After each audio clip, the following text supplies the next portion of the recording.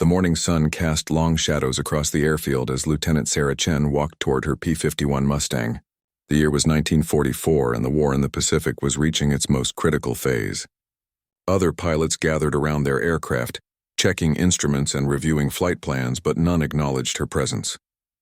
She had grown accustomed to the silence that followed her wherever she went on the base. Sarah's journey to this moment had been anything but ordinary. Born in San Francisco to Chinese immigrant parents, she had discovered her passion for flying at age 16 when her uncle took her up in a small Cessna. The feeling of soaring above the clouds, of controlling something so powerful and graceful, had awakened something deep within her soul. She knew immediately that flying was her destiny.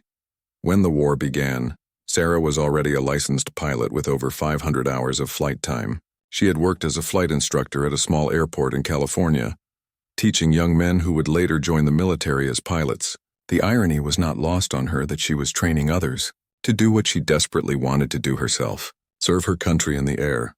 The Women Air Force Service Pilots program had given her the opportunity she had been waiting for. After rigorous training at Avenger Field in Texas, she had proven herself capable of flying everything from trainers to bombers. Her instructors noted her exceptional marksmanship skills and her ability to remain calm under pressure. However, despite her qualifications, she found herself assigned to ferry duties, moving aircraft from factories to bases rather than engaging in combat missions. The other pilots on the base viewed her with a mixture of skepticism and outright hostility. They whispered among themselves that women had no place in combat, that the stress of aerial warfare would overwhelm her feminine sensibilities. Some made crude jokes about her appearance, while others simply pretended she didn't exist. The few who acknowledged her presence did so with barely concealed condescension. Colonel Matthews, the base commander, had been particularly vocal about his disapproval of female pilots in his squadron. During briefings, he would often make comments about how the military was becoming too soft, too willing to experiment with political correctness at the expense of effectiveness. He had tried multiple times to have Sarah transferred to a non-combat role, but higher command had overruled him each time. Sarah's call sign, Phoenix, had been assigned to her during training, a reference to her ability to recover from seemingly impossible situations during practice flights. Her instructors had been amazed by her capacity to turn potential disasters into victories, pulling out of dangerous spins and recovering from engine failures with a grace that defied explanation. Yet on this base, her call sign was rarely used with respect. More often, it was spoken with sarcasm or ignored entirely.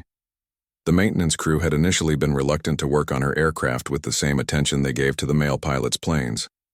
Sarah had to fight for every bolt tightened, every system checked. She learned to do much of her own maintenance, arriving early each morning to inspect her plane personally. This extra effort only served to reinforce the perception among some that she was high maintenance and demanding. Despite the challenges, Sarah had found a few allies on the base. Chief Mechanic Rodriguez had been impressed by her technical knowledge and her dedication to aircraft maintenance. He began to ensure that her plane received the same attention as any other, recognizing that her life depended on the quality of his work just as much as any male pilots did. Lieutenant Tommy Wilson, a young pilot from Georgia, had initially been among her skeptics. However, after witnessing her skill during a training exercise where she had successfully landed her damaged aircraft despite hydraulic failure, he had begun to show her grudging respect. He started acknowledging her in the mess hall and even defending her when other pilots made disparaging comments within his hearing. The war situation in the Pacific was becoming increasingly desperate. Japanese forces were launching more frequent and aggressive attacks, and intelligence reports suggested that a major offensive was imminent. The base had been placed on high alert, with all available aircraft and pilots on standby for potential combat missions. Sarah had been requesting combat assignments for months, submitting formal requests through proper channels and speaking directly with squadron leaders. Each request had been denied, often without explanation. She was told that her skills were better utilized in support roles, that combat missions required a different kind of temperament than she possessed. The frustration was eating away at her. She had trained as hard as any pilot on the base, had demonstrated her abilities time and again, yet she remained sidelined while less experienced male pilots were sent on dangerous missions. She watched as young men who had barely completed their training were assigned to combat squadras, while she was relegated to moving aircraft from one location to another. On this particular morning, as she performed her pre-flight inspection, Sarah noticed increased activity around the operations building. Staff officers were moving with unusual urgency, and radio chatter seemed more intense than normal. Something significant was happening. Though she had not been briefed on any special operations, her aircraft was in perfect condition, as always. The Mustang was a beautiful machine, sleek and powerful, capable of speeds that still thrilled her every time she took to the skies. She ran her hands along the fuselage, checking for any signs of stress or damage. The machine guns were clean and properly loaded, though she had never been authorized to use them in combat. As she completed her inspection, Colonel Matthews approached with several other officers. His expression was grim and she could see the tension in his shoulders. He glanced at her briefly, then turned to speak with his subordinates in hushed tones. She caught fragments of their conversation, mentions of enemy formations, radar contacts, and the need for every available aircraft. The morning briefing was scheduled to begin in 30 minutes. Sarah climbed into her cockpit and began running through her pre-flight checklist, though she suspected she would once again be assigned to routine transport duties.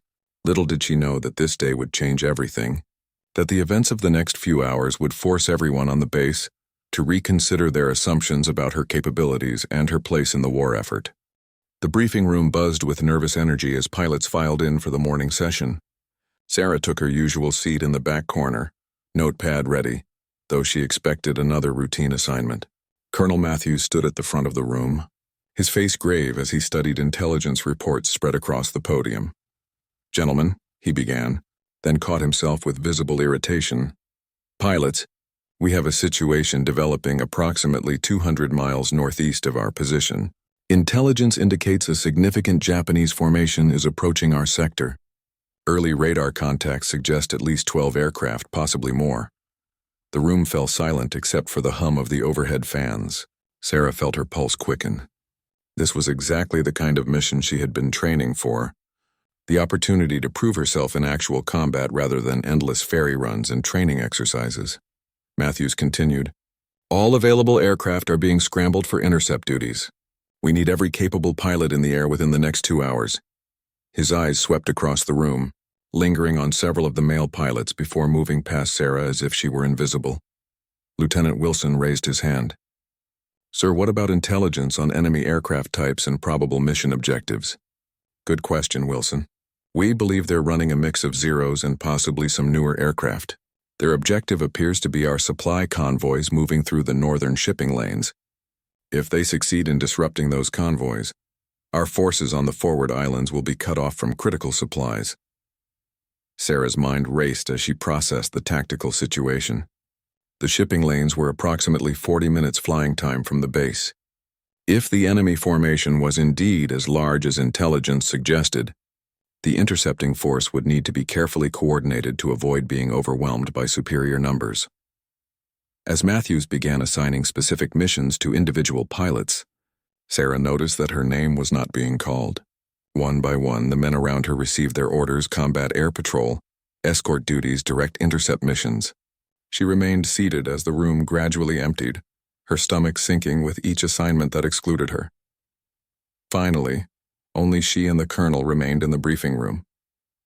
Matthews gathered his papers with deliberate slowness, clearly uncomfortable with the conversation he knew was coming.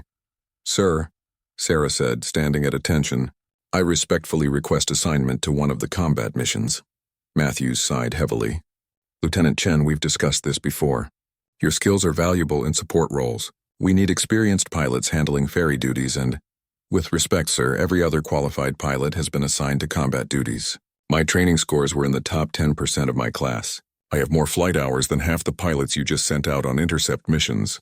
The colonel's jaw tightened. "This is not a training exercise, Lieutenant. This is real combat against experienced enemy pilots. The stress factors are completely different from anything you've encountered in stateside training." Sarah felt her frustration boiling over, but she maintained her military bearing. "Sir, I understand the risks. I've been requesting combat assignments for 8 months. Every time I'm told I'm not ready, that I need more experience. How can I gain that experience if I'm never given the opportunity?" Matthews turned to face her fully, his expression mixing exasperation with something that might have been genuine concern. Lieutenant, I have 23 pilots under my command. 22 of them are young men who I send into harm's way every day, knowing that some of them won't come back. I don't need the additional pressure of worrying about how a female pilot will perform under combat stress. You don't know how I'll perform because you've never given me the chance to show you, Sarah replied, her voice steady despite her inner turmoil. But my performance in training simulations suggests I can handle whatever the enemy throws at me. The conversation was interrupted by the sudden appearance of Major Harrison, the base operations officer. His face was flushed from running and he clutched a radio message in his hand. Colonel, we have a problem. Lieutenant Foster's aircraft has developed engine trouble during pre-flight. He's grounded until maintenance can determine the extent of the damage. That leaves us one pilot short for the intercept mission. Matthews cursed under his breath. The timing was critical, and there was no opportunity to call in replacement pilots from other bases. Every minute of delay gave the enemy formation more time to reach their targets. Harrison glanced between the colonel and Sarah, clearly aware of the implications. Sir, we need every available aircraft in the air. The enemy formation is larger than initially estimated. Latest radar contacts suggest at least 16 aircraft, possibly more. Sarah seized the moment. Sir, my aircraft is fueled and ready. I can be airborne in 15 minutes. Matthews stared at her for a long moment, weighing his options. The military situation was deteriorating rapidly, and he was faced with a choice between his personal reservations and operational necessity. Colonel, Harrison pressed, the other squadrons are already airborne. If we delay much longer, our intercept window will close. The enemy will reach the shipping lanes before we can establish defensive positions. Finally, Matthews made his decision. Damn it, Chen, this goes against my better judgment, but we're out of options. You'll fly wing position with Lieutenant Murphy's flight. Your primary mission is to maintain formation and provide support. Under no circumstances are you to engage enemy aircraft unless directly threatened. Is that clear?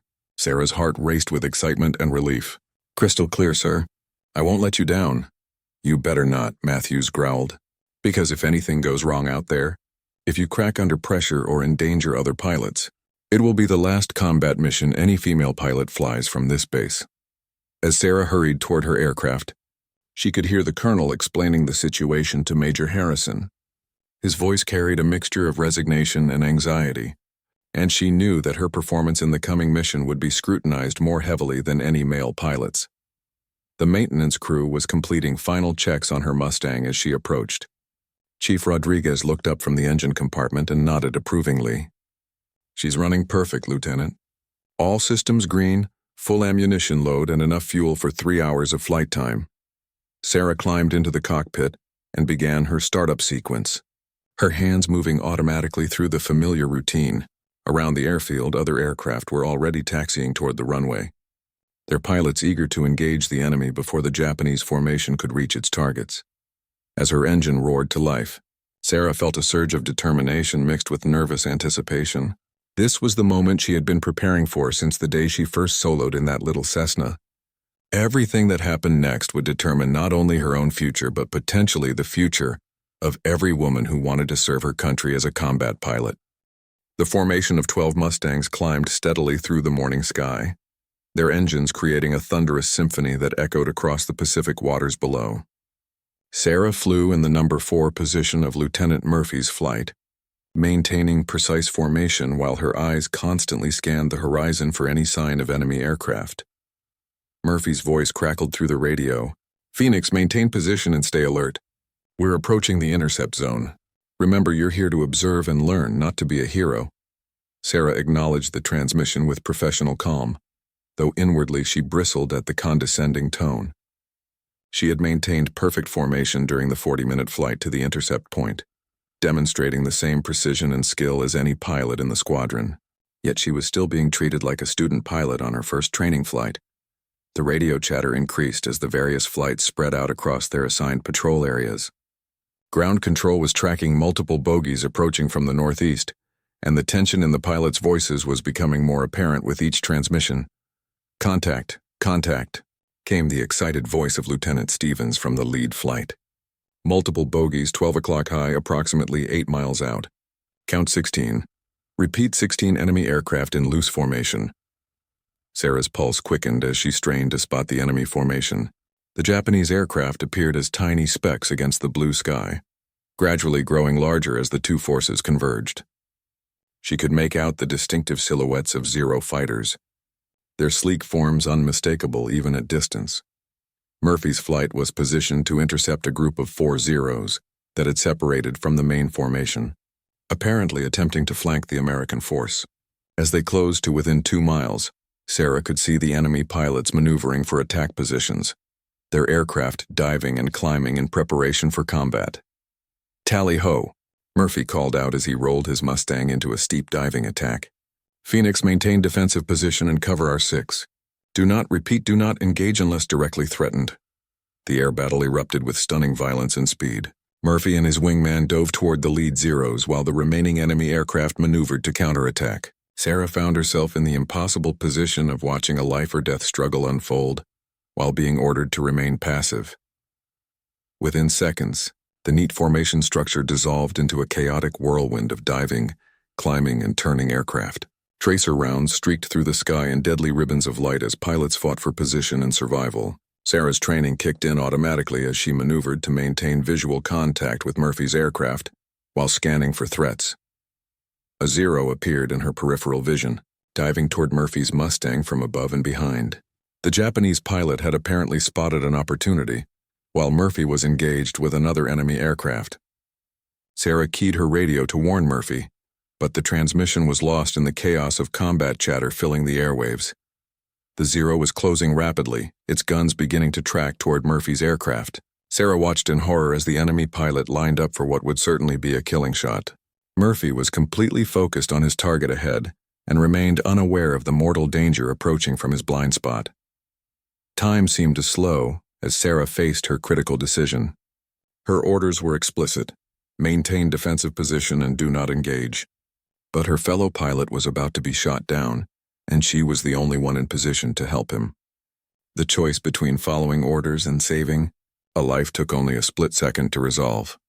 Sarah rolled her Mustang hard to the right and dove toward the attacking Zero. Her aircraft's superior diving speed allowed her to close the distance rapidly, and she quickly lined up her gun sight on the enemy fighter. The Japanese pilot, completely focused on his attack run, never saw her coming. At a range of 300 yards, Sarah opened fire with all 6 of her 50 caliber machine guns. The concentrated firepower tore into the Zero's engine and cockpit area, and the enemy aircraft immediately began trailing smoke and debris. The Japanese pilot attempted to recover from his attack and escape, but his damaged aircraft was rapidly losing altitude and power. Sarah followed the Zero down, firing short bursts to ensure the enemy pilot could not recover and threaten other American aircraft. The Zero finally crashed into the ocean in a spectacular explosion of fuel and metal, sending up a towering column of black smoke that marked her first aerial victory. "Phoenix," Murphy's voice exploded over the radio. "What the hell are you doing?"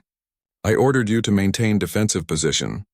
Before Sarah could respond, another Zero appeared directly ahead of her, apparently attempting to avenge his wingman's destruction. The enemy pilot was flying straight toward her in a head-on attack, his guns already firing. Sarah had no choice but to engage in a deadly game of chicken, with both aircraft flying directly at each other at a combined closing speed of over 600 miles per hour.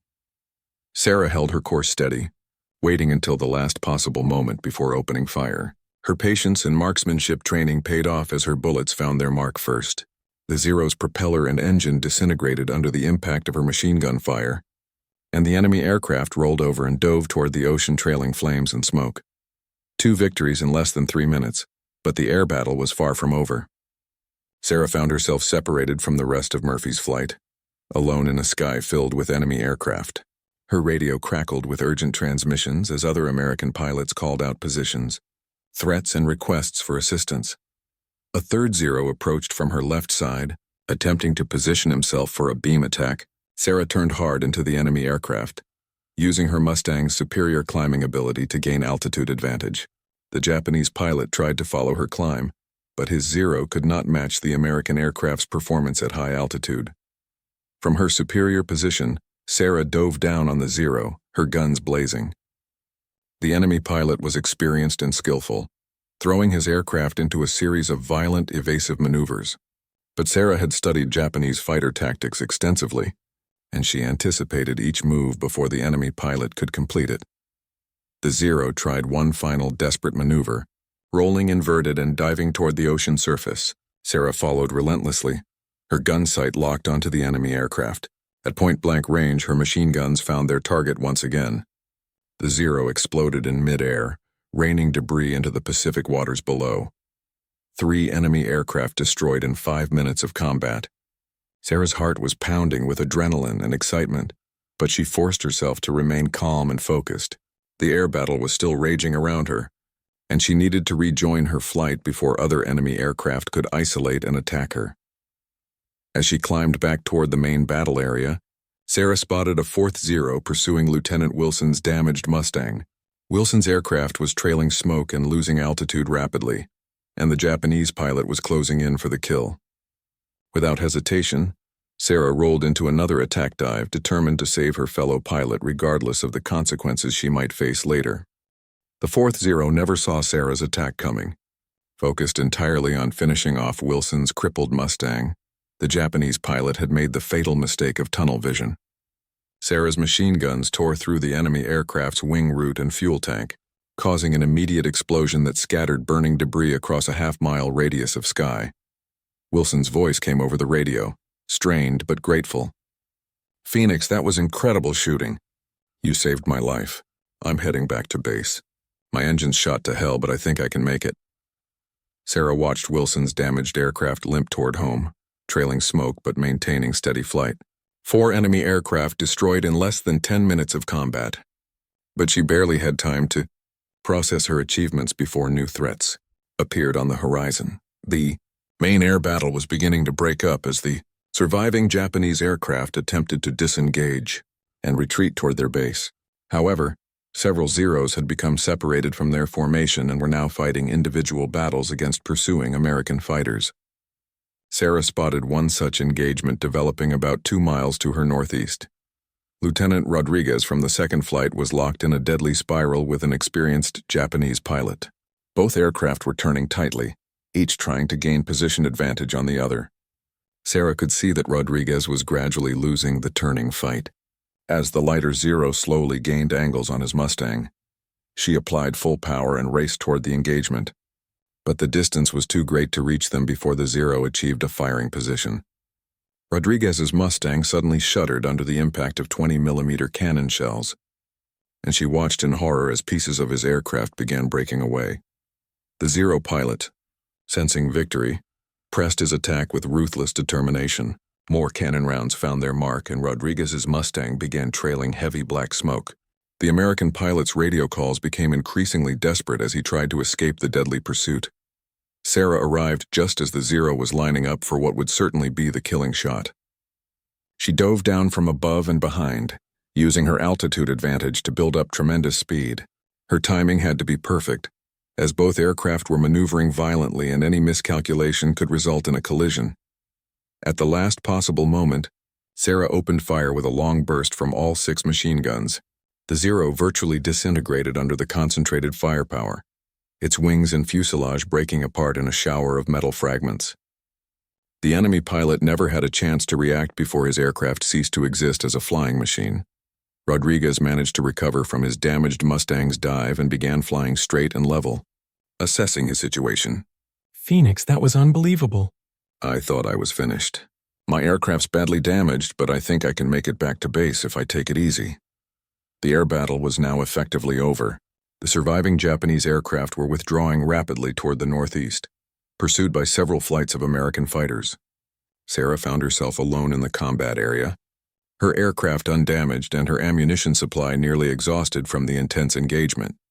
She had destroyed 5 enemy aircraft in her first combat mission, a remarkable achievement that would normally be cause for celebration.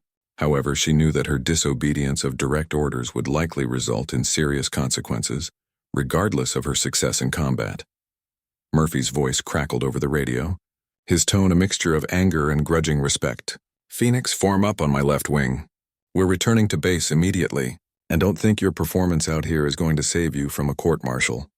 You directly disobeyed orders and endangered the entire mission." Sarah joined Murphy's formation for the flight back to base, her mind racing as she tried to prepare for the confrontation that awaited her. She had proven beyond any doubt that she could fight and win in aerial combat. But she had also flagrantly violated her commanding officer's explicit instructions. The 40-minute flight back to base gave her time to reflect on the events of the morning. She had always known that her first combat mission would be crucial, that her performance would be scrutinized more heavily than any male pilot's. What she hadn't anticipated was that circumstances would force her to choose between following orders and saving the lives of fellow pilots.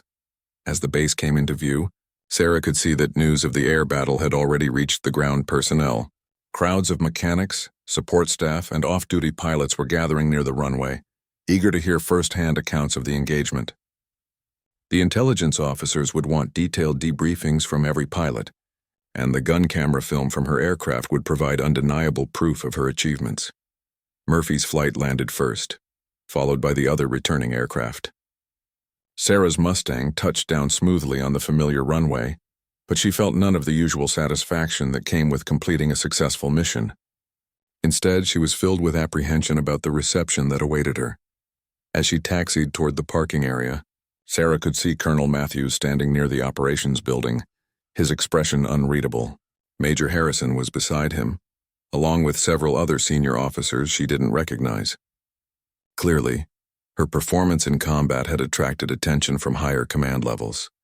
She shut down her engine and began the post-flight procedures, taking her time to ensure everything was properly secured.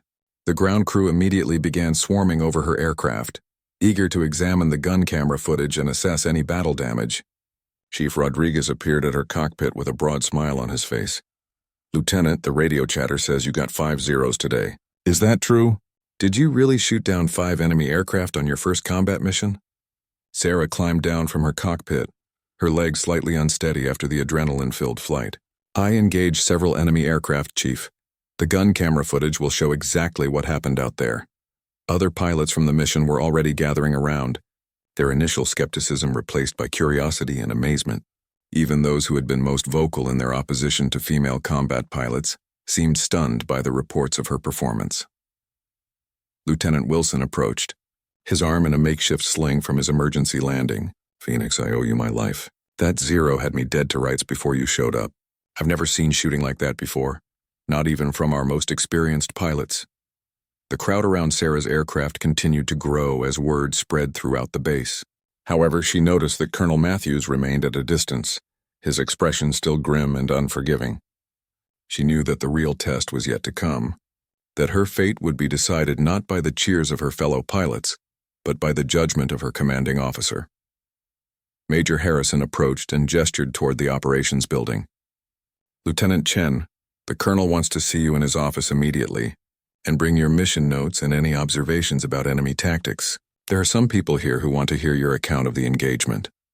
As Sarah walked toward the operations building, she could feel the eyes of everyone on the base following her. She had achieved something remarkable in aerial combat, but she had also defied direct orders from her superior officer. The next few hours would determine whether her actions would be viewed as heroic initiative or dangerous insubordination. The operations building felt unusually quiet as Sarah walked through the corridors toward Colonel Matthews' office. The normal bustle of activity had been replaced by an almost reverent hush, as if the entire base was holding its breath waiting to see what would happen next. Her footsteps echoed loudly on the polished floors, each step bringing her closer to a confrontation that could end her military career. Outside the colonel's office, she paused to straighten her flight suit and gather her thoughts. Through the frosted glass door, she could see multiple figures seated around the conference table. This was clearly more than a simple debriefing. It was a formal investigation into her conduct during the mission. Sarah knocked twice and waited for permission to enter. When the door opened, she was surprised to see not only Colonel Matthews but also 2 officers she didn't recognize, both wearing the eagles of full colonels. Major Harrison gestured for her to take the empty chair at the far end of the table. "Lieutenant Chen," Matthews began, his voice carefully controlled. "These gentlemen are Colonel Parker from Pacific Fleet Intelligence and Colonel Williams from Fighter Command. They've flown in specifically to discuss your performance during this morning's engagement."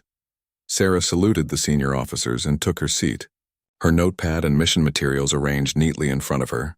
She noticed that a film projector had been set up at one end of the room, clearly prepared to display her gun camera footage for analysis. Colonel Parker, a thin man with graying temples, leaned forward with obvious interest. "Lieutenant, we've reviewed the preliminary reports from your squadron mates, and frankly, we find some of the claims difficult to believe. 5 enemy aircraft destroyed by a pilot on her first combat mission. That would be remarkable for even our most experienced aces. Sir, I can only report what I observed and what my gun cameras recorded. The film will show the exact sequence of events during each engagement." Colonel Williams, younger and more aggressive in his manner, consulted a folder thick with documents. "Before we review the footage, I want to understand the tactical situation as you perceived it. Walk us through your decision-making process during the engagement." Sarah took a deep breath and began her account, describing each phase of the air battle in precise detail.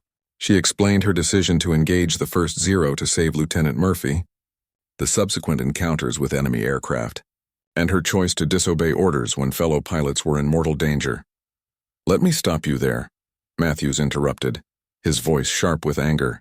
"You admit that you directly disobeyed my explicit orders to maintain defensive position and avoid engagement unless directly threatened?" "Yes, sir. I disobeyed orders to engage enemy aircraft that were threatening other American pilots. I made a tactical decision based on the immediate situation." "A tactical decision?" Matthews stood up, his face flushed with anger. "You made an emotional decision that could have gotten yourself and other pilots killed. What if you had been shot down? What if your aircraft had collided with friendly forces during your unauthorized attacks?" Colonel Parker raised his hand to calm the situation. "Colonel Matthews, I think we should review the gun camera footage before drawing any conclusions about Lieutenant Chen's performance. The film will show us exactly what happened during each engagement." Major Harrison dimmed the lights and started the projector. Sarah's gun camera footage began playing on the white screen, showing her first attack on the Zero that had been targeting Murphy. The film clearly showed her precise gunnery and the immediate destruction of the enemy aircraft. The room fell silent as the footage continued, showing each of her 5 victories in stark detail. The quality of her shooting was undeniable, each burst of gunfire placed with surgical precision. Even more impressive was her tactical awareness, the way she consistently positioned herself for maximum advantage while minimizing her exposure to enemy fire. "Remarkable," Colonel Williams muttered as the 5th enemy aircraft exploded on screen. "I've never seen such accurate shooting from any pilot, let alone someone on their first combat mission." Colonel Parker was taking notes rapidly, occasionally asking Sarah to clarify specific tactical decisions shown in the footage. "Lieutenant, explain your approach to the head-on engagement with the second Zero. Most pilots would have broken off rather than risk a collision." "Sir, the enemy pilot was committed to his attack run. I calculated that my aircraft's heavier construction and superior firepower gave me the advantage in a head-on engagement. I held my fire until point-blank range to ensure maximum accuracy." Matthews was studying the footage with obvious frustration. Despite his anger over her disobedience, he couldn't deny the effectiveness of her combat performance. The film showed clearly that she had saved the lives of at least 2 American pilots while destroying 5 enemy aircraft without suffering any damage to her own plane. "The gunnery is exceptional," he admitted grudgingly. "But that doesn't excuse the fact that she violated direct orders and undermined military discipline. If we allow pilots to decide for themselves when to follow orders, we'll have chaos in the air." Colonel Williams leaned back in his chair, his expression thoughtful. "Colonel Matthews, I understand your concern about military discipline. However, I'm more interested in the fact that we have a pilot who demonstrated remarkable combat effectiveness under extreme pressure. The Pacific Theater needs pilots who can think tactically and adapt to rapidly changing situations." The debate continued for another hour, with Matthews arguing for disciplinary action while the visiting officers focused on Sarah's combat achievements. They questioned her extensively about her tactical observations, her assessment of enemy pilot capabilities, and her recommendations for improving American fighter tactics. Finally, Colonel Parker called for a private conference with Colonel Williams and Major Harrison. Sarah was asked to wait outside while the senior officers discussed her fate. Through the closed door, she could hear the murmur of intense conversation, though she couldn't make out specific words. Lieutenant Wilson appeared in the corridor, his arm still in a sling from his emergency landing. Phoenix, I wanted to thank you again for saving my life out there. I've already submitted a formal report, recommending you for the Distinguished Flying Cross. Your shooting was the finest I've ever witnessed. Other pilots began appearing in the corridor as word spread that the inquiry was taking place. Even those who had been skeptical of female combat pilots seemed impressed by her performance. The gun camera footage had removed any doubt about her achievements in aerial combat. After what seemed like an eternity, the office door opened and Major Harrison emerged. His expression was neutral, giving no hint of the decision that had been reached. "Lieutenant Chen, please come back in." Sarah returned to her seat, her heart pounding as she waited to learn her fate. Colonel Matthews remained standing, his jaw clenched with obvious displeasure. The two visiting officers, however, appeared more relaxed, even satisfied. Colonel Parker cleared his throat and began speaking in his official capacity. "Lieutenant Chen, after reviewing all available evidence and considering the tactical situation during this morning's engagement, we have reached our decision regarding your conduct and your future assignments." Sarah steeled herself for the announcement, knowing that her entire military career hung in the balance. The next few words would determine whether she would continue as a combat pilot or face court-martial for disobeying orders during her first mission. The silence in the room was deafening as Colonel Parker prepared to deliver his verdict. Outside, she could hear the normal sounds of base operations continuing, but inside the office, time seemed suspended as her fate was about to be decided. Colonel Parker's voice was measured and official as he delivered the verdict that would change Sarah's life forever. "Lieutenant Chen, while your actions during this morning's engagement constituted a technical violation of direct orders, the circumstances and results of your performance require careful consideration of the broader tactical picture." Sarah held her breath, studying the faces of the officers around the table. Colonel Matthews remained stone-faced, while Colonel Williams nodded slightly in apparent approval. "Your decision to engage enemy aircraft threatening fellow American pilots demonstrated exceptional tactical judgment and combat effectiveness," Parker continued. "The fact that you saved the lives of at least 2 pilots while destroying 5 enemy aircraft on your first combat mission is unprecedented in the Pacific theater." Matthews shifted uncomfortably in his chair but remained silent, clearly overruled by the senior officers. "Therefore," Parker announced, "no disciplinary action will be taken regarding your conduct during today's mission. Furthermore, based on your demonstrated capabilities, you are hereby assigned to full combat duties effective immediately. You will also be recommended for the Distinguished Flying Cross for extraordinary heroism in aerial combat." Sarah felt a surge of relief and excitement, but she maintained her military composure. "Thank you, sir. I won't disappoint you." Colonel Williams leaned forward with obvious enthusiasm. "Lieutenant, we're also assigning you to our new tactical development program. Your combat performance has raised some interesting questions about fighter tactics that we'd like to explore further. You'll be working with our best pilots to develop improved combat techniques." The meeting concluded with detailed discussions about Sarah's observations of enemy tactics and aircraft performance. Her insights into Japanese fighter capabilities were considered valuable intelligence that would be shared with other squadrons throughout the Pacific. As the officers filed out of the room, Colonel Matthews remained behind for a private word with Sarah. His expression had softened somewhat, though he still appeared uncomfortable with the situation.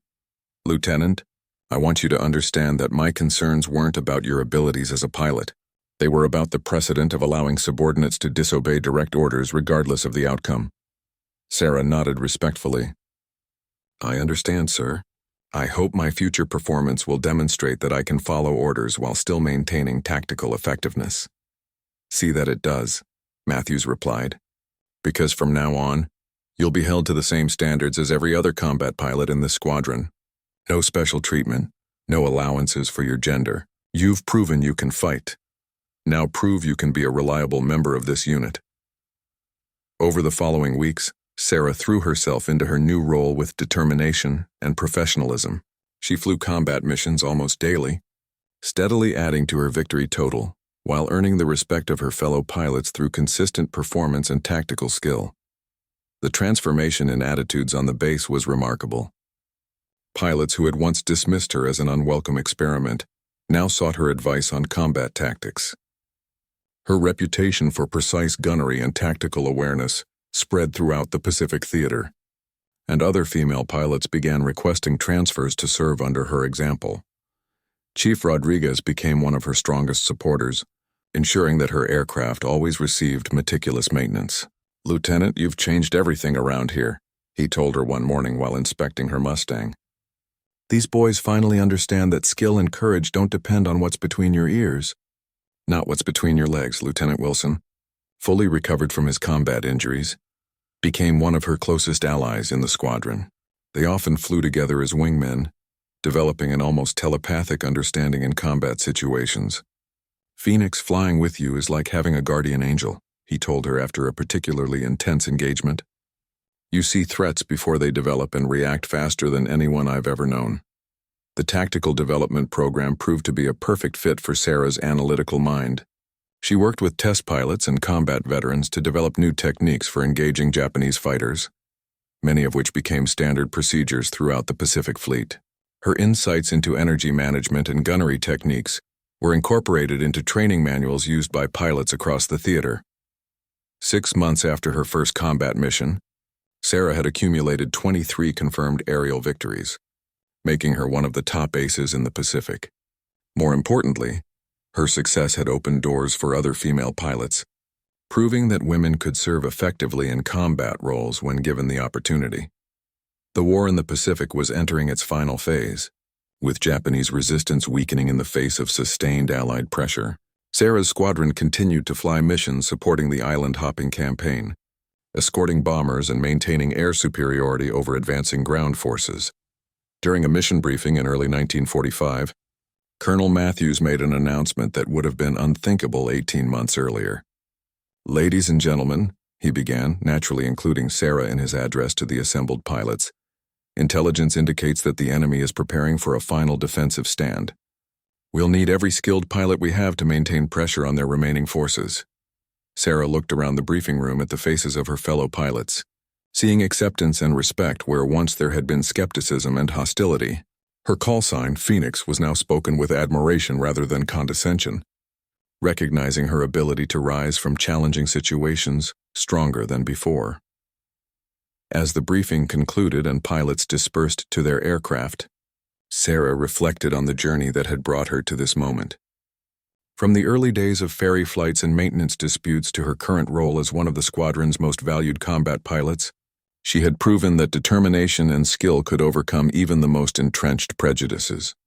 The sound of aircraft engines starting up around the field reminded her that there was still work to be done. The war was not yet over, and every mission brought new challenges and opportunities to serve her country. She walked toward her Mustang with confidence, knowing that she had earned her place among the elite pilots of the Pacific Theater. Years later, when historians would write about the role of women in World War II aviation, Sarah's story would be cited as a turning point in military attitudes toward female combat pilots. Her first combat mission, where she shot down 5 enemy aircraft while disobeying direct orders to save fellow pilots, became a legendary example of tactical initiative and combat effectiveness. But for Sarah, the real victory was not the medals or the recognition.